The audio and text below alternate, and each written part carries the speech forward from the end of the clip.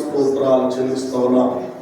మరి ఈ 2026 సంవత్సరంలో 2వ తారీఖు మొదటి శుక్రవారంలో మనందరం ఈ రీతిగా చేరి దేవుని స్తుతించడానికి, దేవుని గణపరచడానికి దేవుడు మనకి ఇచ్చిన మంచి సమయాన్ని బట్టి దేవునికి వందనాలు, స్తోత్రాలు చెల్లిస్తూ ఉన్నాం.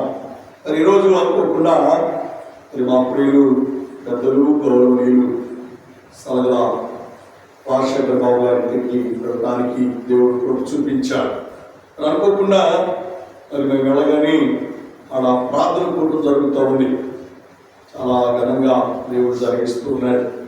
కొంతమంది సేవకురాలకు, కొంతమంది సేవకులకు, అలాగే రోగులకు, వికలాంగులకు, అలాగే ఎయిడ్స్ పేషెంట్ ఉన్నటువంటి తల్లిదండ్రులకు, పిల్లలకు అందరికి కూడా నూతన వస్త్రాలు ఇవ్వడం జరిగింది. మరి ఆ కార్యక్రమంలో మేము కూడా పాల్గొనడానికి దేవుడు చూపించాడు. అన్న రాజశేఖర్ మాట్లాడుతూ ప్రతి నెల వాళ్ళకి సరుకులు బియ్యం కానించి కందిపప్పు, చింతపండు, ఉప్పు, ఉల్లిపాయ అన్నీ ఇస్తామయ్యా. అలాగే వాళ్ళ ఖర్చుల కోసం 1000 రూపాయలు కూడా సహకరించి సహాయం చేస్తున్నాం. ఇలా చేయడానికి దేవుడు మాకు కృపను చూపించాడు అని చెప్పడం నాకు చాలా సంతోషం అనిపించింది. నిజంగా చాలా దినాల్లో చాలా మందికి అన్నీ ఉంటాయి కానీ ఇచ్చే మనస్సు ఉండదు. ఇచ్చే మనస్సు ఉండదు. కానీ అన్నగారు ఎంతో మందికి సహకరిస్తూ ప్రతి నెల సహాయం చేస్తూ ఉన్నాడు. అందరి బట్టి కూడా దేవునికి వందనాలు, స్తోత్రాలు చెల్లిస్తున్నా. అది మాత్రమే కాదు, మరి ఈరోజు అన్నగారి కుమార్తె మరి అమెరికా నుంచి మరి వారి దగ్గరికి వచ్చింది. అమ్మాయి ఇండియా నుండి అమెరికా వెళ్ళి ఇప్పటికి 15 సంవత్సరాలకు ఇప్పుడే అమ్మాయి రావడం జరిగింది. రూపా మరి 2 పిల్లలు. మనం చూడటానికి, అలాగే జెస్సీ గురించి మాట్లాడటానికి, అలాగే జెస్సీకి పంపించవలసిన కొన్ని వస్తువులు మరి అమ్మాయి ద్వారా అమెరికా తీసుకువెళ్ళటానికి మరి మాట్లాడి అలంకరించడానికి వెళ్ళాం. మమ్మల్ని ఎంతగానో ప్రేమించారు, మమ్మల్ని ఎంతగానో సత్కరించారు, గౌరవించారు. అందరి బట్టి కూడా వారికి మన సంఘం తరపున, మా కుటుంబం తరపున హృదయపూర్వకమైన వందనాలు చెల్లిస్తా ఉన్నా. పిల్లరా, మరి దేవుడు ఈ నూతన సంవత్సరంలో దేవుడు మనకి ఇచ్చినటువంటి గొప్ప ఆత్మీయ మేలు ఏంటి అంటే, ఈ దినాన్ని చూడలేక ఎంతో మంది లోకాన్ని విడిచి వెళ్ళిపోయారు. కానీ ఆయన్ను ఆరాధించడానికి, ఆయన్ను సేవించడానికి, ఆయన్ను కనపరచడానికి దేవుడు మనకు ఎంతగానో మేలు చేసి మంచి సమయాన్ని దేవుడు మనకి ఇచ్చాడు. ఈ సమయంలో దైవ గ్రంథంలో ఒక మాటను తలంపుకు తెస్తారు. చూడండి, యోబు గ్రంథం 31వ అధ్యాయం మొదటి వచనంలో చాలా శ్రేష్టమైన మాట రాయబడింది. ఈ నూతన సంవత్సరంలో మనం కొన్ని నిబంధనలు మనం చేసుకోవాలి. కొన్ని నిబంధనలు కలిగి మనము మన జీవితాన్ని కొనసాగించాలి. నిబంధనలు లేకుండా మనం జీవిస్తే ఆ జీవితానికి అర్థం ఉండదండి. ఆ జీవితానికి విలువలు ఉండవు.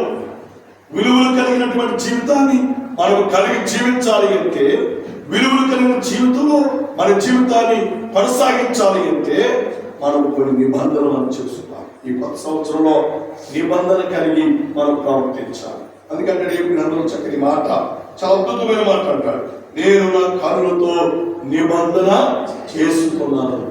ఎంత గొప్ప సత్యం అండి.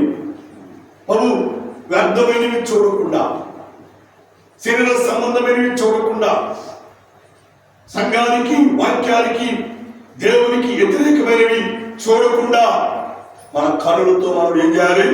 నిబంధన చేసుకోవాలి. అయ్యా, 2026 సంవత్సరంలో నేను వ్యర్థమైనవి ఏమి చూడకుండా నా కనులు ఆత్మ సంబంధముగా త్రిప్పు ప్రభువా, ఆత్మ సంబంధముగా చిత్తపరచు ప్రభు అని మనం దేవుని దగ్గర రోజు ప్రార్థన చేయాలి. రోజు దేవుని అడగాలి. అలా మనం చేయగలిగితే, అలా మనం ఉండగలిగితే పరిశుద్ధాత్మ దేవుడు మనల్ని బలపరుస్తాడు. పిల్లల, ఆత్మ సంబంధమైనటువంటి దేవుని కుమారులుగా, దేవుని కుమార్తెలుగా మనం జీవించాలి అంటే పిల్లరా, మనము మన కన్నులతో నిబంధన చేసుకోవాలి. అందుకే బైబిల్లో చక్కని మాట రాయబడింది, లోకమునంతయు నేత్రాశ అంట. నేత్రాశ. పిల్లరా, ఒక మనుషుని భ్రష్టత్వం చేయడానికి, ఒక మనిషిని పాపములో త్రోసివేయడానికి, ఒక మనిషి పాప సంబంధమైన క్రియలో పడిపోవడానికి మూల కారణం ఏంటి అంటే నేత్రాశ. పిల్ల నేత్రాశ మనిషిని ఎంతకైనా దిగజారుస్తుంది. నేత్రాశ వల్ల మానవుడు పిల్లల ఒకరు చంపుకుంటున్నారు. నేత్రాశ వల్ల ఒకరిని ఒకరు పిల్లల మోసం చేసుకుంటున్నారు. నేత్రాశ ద్వారా ఒకరిని ఒకరు అవమానపరుచుకుంటున్నారు. నేత్రాశ ద్వారా ఒకరిని లేదా భయంకరమైన పరిస్థితులకి త్రోసివేస్తున్నారు. అలా ఉండకుండా ఉండాలి అంటే ఆత్మ సంబంధమైన జీవితం మనం కలిగి జీవించేవారుగా మనం ఉండాలి అంటే మన కళ్ళతో ఏం చేయాలి? నిబంధన చేయాలి. నిబంధన. అయ్యా, ఇక్కడ నుండి వ్యర్థమైనవి ఏమి నేను చూడనయ్యా, పనికిమాలినవి నేను చూడను, ఆత్మ సంబంధములకు వ్యతిరేకమైనవి ఏమి నేను చూడను ప్రభు అని మనము మన కళ్ళతో నిబంధన చేసుకునే వారుగా మనం ఉండాలి. అలాగే ఉంటే పరిశుద్ధాత్మ దేవుడు మనల్ని బలపరుస్తాడు. పరిశుద్ధాత్మ దేవుడు మనకు సహాయం చేస్తాడు. పరిశుద్ధాత్మ దేవుడు మనల్ని ఆదుకుంటాడు. పరిశుద్ధాత్మ దేవుడు మనల్ని ఆదరిస్తాడు. పరిశుద్ధాత్మ దేవుడు అన్ని విషయాలలో మనకు సహాయం చేసేవాడుగా ఉంటాడు అని దేవుని వాక్యము ద్వారా దేవుడు మనకు జ్ఞాపకం చేస్తున్నాడు. దేవుని స్తోత్రం. హల్లెలూయా, హల్లెలూయా. కాబట్టి ప్రభువును పిల్లరా, మన కళ్ళతో మనం నిబంధన చేసుకోవాలి. యోబు భక్తుని యొక్క అనుభవపూర్వకంగా చెబుతున్నాడు ఈ మాట. మా బిడ్డలు కోల్పోయారు, ఆస్తి అంతా పోయింది, సంపద అంతా పోయింది, ఇప్పుడు నిస్సహాయ స్థితిలో ఉండిపోయాడు. ఇలాంటి నిస్సహాయ స్థితిలో ఉన్నటువంటి యోబు భక్తుని కళ్ళు కదా సాతానుడు ఏమేమో చూపిస్తున్నాడట. అన్ని లాభకరమైనవి చూపిస్తున్నాడట, అన్ని మేలుకరమైనవి చూపిస్తున్నాడట, అన్ని పిల్లల ఆశతో కూడినటువంటి అన్ని చూపిస్తున్నాడు. అంటే అన్ని చూచిన యోబు భక్తుడు అంటున్నాడు, సాతానా నువ్వు చూపించు వాటికి నేను దేనికి కూడా తలవంచను. కారణం ఏంటంటే నా దేవుని ఎదుట నేను నా కనులకు నిబంధన చేశాను. వ్యర్థమైనవి చూడకుండా, పనికిమాలినవి చూడకుండా, శరీర సంబంధమైనవి చూడకుండా నేను నా కనులతో నిబంధన చేసుకున్నాను. సాతానా నీవన్నీ నాకు చూయించి నన్ను మోసగించాలనుకుంటున్నామేమో, నన్ను పాపములో పడవేయాలనుకుంటున్నామేమో, నన్ను శాపగ్రస్తునిగా మార్చాలనుకుంటున్నామేమో, నన్ను వ్యర్థమైన వాడిగా చేయాలనుకుంటున్నామేమో, నాకు దేవునికి ఉన్నటువంటి ఆత్మ సంబంధమైన జీవితాన్ని పాడు చేయడానికి ఇవన్నీ నాకు చూపిస్తున్నావు. సాతానా వీటికి నేను పడిపోను, వీటికి నేను లొంగను. కారణం ఏదంటే లోకములో ఉన్నంతయు నేత్రాశ. ఈ నేత్రాశ నన్నేమి చేయలేదు. నేను నా కన్నులతో నిబంధన చేస్తున్నాను. ఆత్మ సంబంధంగా జీవించాలని, నా పవిత్రతను నేను కాపాడుకోవాలని, నా విశ్వాస జీవితాన్ని నేను కాపాడుకోవాలని, నా భక్తి జీవితాన్ని నేను కాపాడుకోవాలని నేను నిబంధన చేస్తున్నాను. సాతానా నన్ను నువ్వు మోసగించలేదు. దేవునికి స్తోత్రం. హల్లెలూయా, హల్లెలూయా. ఈ 2026వ సంవత్సరంలో మనము మన కన్నులతో నిబంధన చేసుకుని మనము జీవించువారుగా ఉన్నట్లయితే పరిశుద్ధాత్మ దేవుడు మనల్ని బలపరుస్తాడు. పరిశుద్ధాత్మ దేవుడు మనల్ని ఆశీర్వదించేవాడుగా ఉంటాడు. దేవునికి స్తోత్రం. హల్లెలూయా. యోబు భక్తుని మోసం చేయడానికి తండ్రిని దేవుని దగ్గర సాతాను ఏం చేశాడు? పర్మిషన్ తెచ్చుకున్నాడు.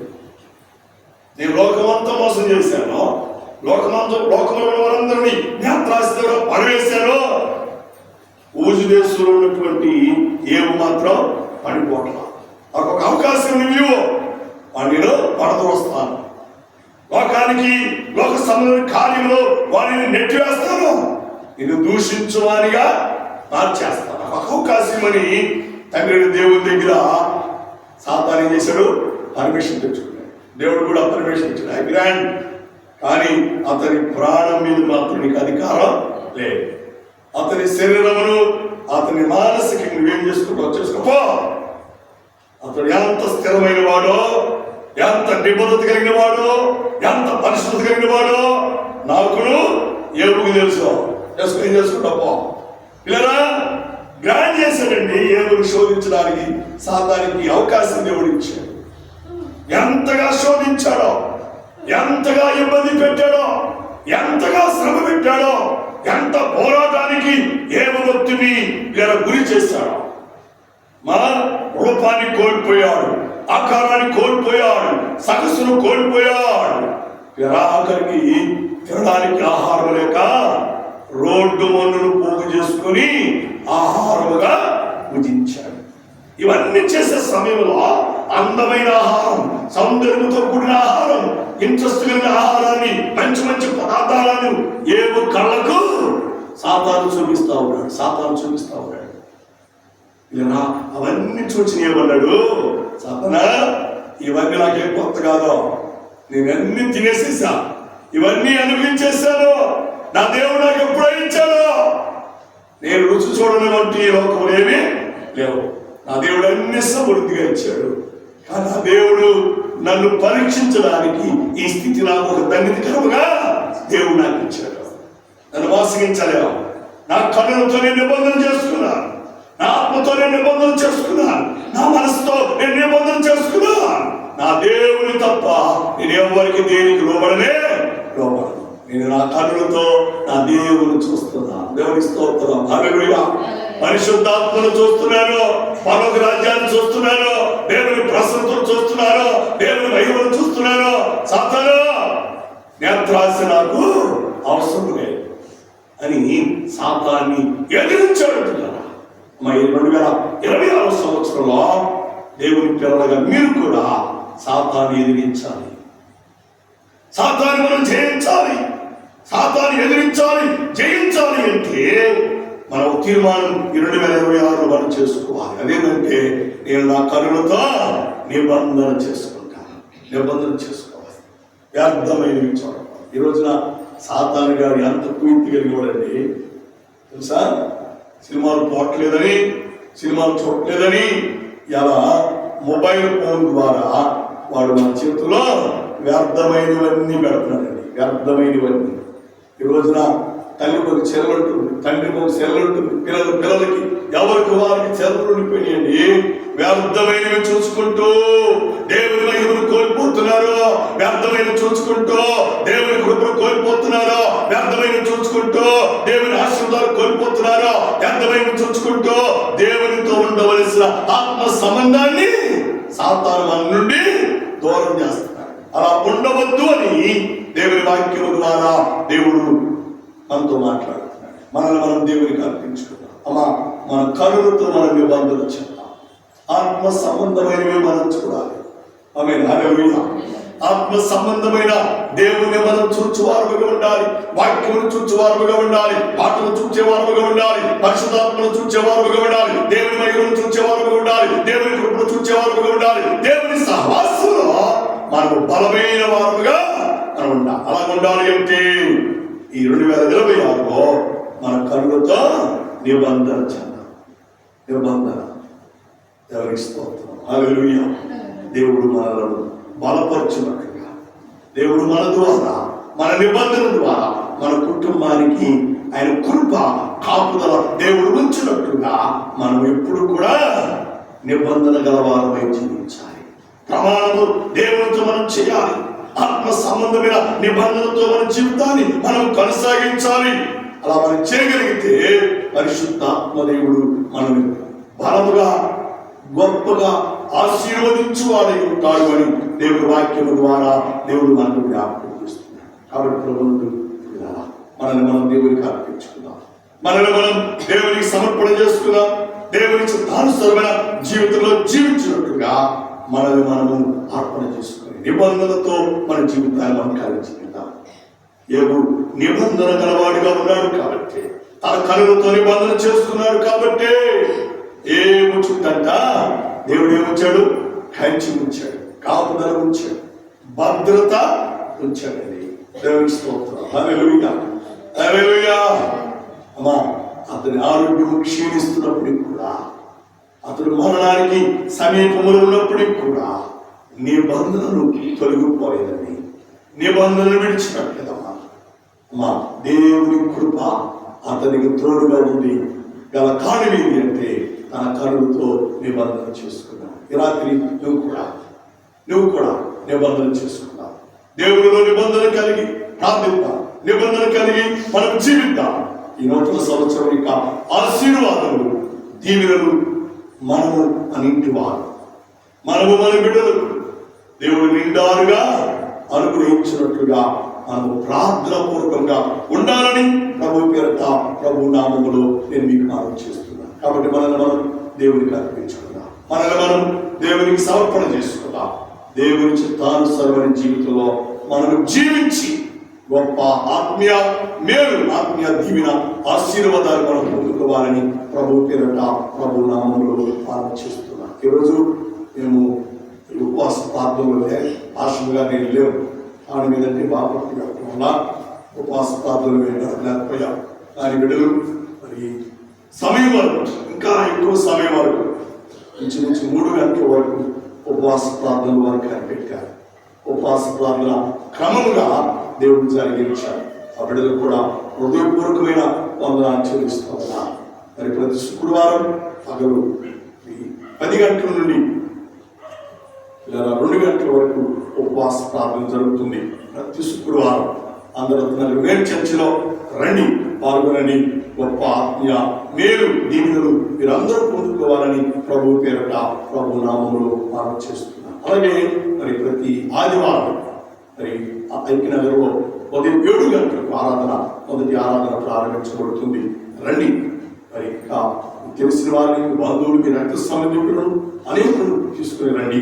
దేవుడి వాక్యం విని వారి ఆత్మ మీరు పొందుతాం. అలాగే ప్రతి శుక్రవారం రాత్రి ఐక్యనగర్లో 8 గంటలకు మరి ప్రార్థన కూడా జరుగుతుంది. దానికి కూడా మీరందరూ రావాలని ప్రభు పేరట ప్రభు నామములో మనం చేస్తాం. అలాగే 2వ ఆరాధన రామపురం బీచ్ రోడ్లో అబ్దుల్ కలాం కాలనీలో మరి ప్రతి ఆదివారం ఉదయం 9:30 ఇక్కడ ఆరాధన ప్రారంభించబడుతుంది. మరి ఆ ప్రాంతంలో ఉన్నవారు ఆ పరిచయ ప్రాంతం రండి, దేవుని వాక్యాన్ని విని ఆత్మ మీరు పొందండి. అది కూడా 2026 మరి ప్రతి బుధవారం రాత్రి 7 గంటలకు అక్కడ ప్రార్థన కూటాన్ని ఏర్పాటు చేశాం. అక్కడ జరగబడుతుంది.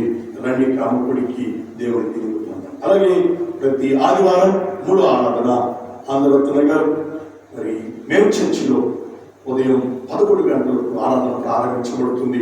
రండి, దేవుని వాక్యాన్ని వినండి, ఆత్మీయ మేలు ఆశీర్వాదాలు పొందాలని ప్రభు పేరట ప్రభు నామంలో మనం చేస్తున్నాం. ఆమె కూడా ప్రతి శనివారం 7 గంటల నుండి మరి అక్కడ విజ్ఞాపన కూడిక మరి ప్రారంభించబడుతుంది. మరి రండి, పాల్గొనండి, దేవుని మాటలు విని ఆత్మీయ మేలు ఆశీర్వాదాలు పొందాలని ప్రభు పేరట ప్రభు నామంలో నేను మీకు మనం చేస్తున్నాను. మరి అందరికీ వందనాలు. ఈ గ్రామ కుటుంబం కూడా ప్రార్థన చేయండి. ఈ గ్రామ కుటుంబం మీరు అందరూ పాల్గొని దేవుని దీవులను ఆశీర్వాదాలు పొంది దేవుని యొక్క కృపకు పాత్రలు కావాలని ప్రభు నామంలో మనం చేస్తున్నాం. దేవుడి మాటను, దేవుడి వాక్యాన్ని మనందరూ దీవించి ఆదరించి ఆశీర్వదించును గాక. ఆమేన్, ఆమేన్, ఆమేన్.